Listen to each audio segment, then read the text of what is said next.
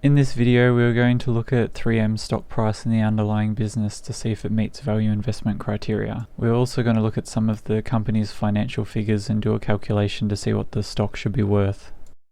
To start, we want to look at the profit before tax and expenses. This will tell us the margin or percentage of money a company keeps before tax and expenses. 40% or more is desired here, very close to 40 is okay as well.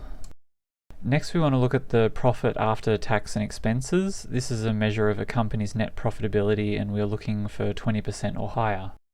Next up is retained earnings. Here we want to see steady growth. If it's not growing steadily, then the money the company is earning is not consistent year on year and can be a result of volatility. Next is the return on equity. This is a measure of the profitability of a business in relation to the equity or money the company has. Generally, 15 to 20% is good, but it can vary between industries. Next, we want to see if the company can pay off its debt in less than 4 years. The shorter time to pay off the debt, the better.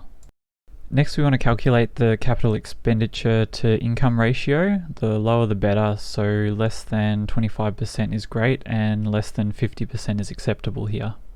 Okay, for 3M they passed in all categories except for profit after tax and expenses. In this category they were around 15 to 16%. Also, I want to set a goal of 100 subscribers by January 1st, 2022. If you can help me reach this, I would really appreciate it. And remember, subscribing is free and you can always unsubscribe in the future. Okay, to calculate the intrinsic value of the stock, I've got the EPS growth rate and PE ratios from Yahoo Finance. For 3M, the financials look mostly good and they only failed in one category, being the profit after tax and expenses. But the fair value is showing as $98.61, so that is a bit lower than the current stock price, but this might be one worth keeping an eye on. Also, a quick legal disclaimer, I'm not a financial advisor and this should not be taken as financial advice. Please consider talking to a financial advisor before making investment decisions.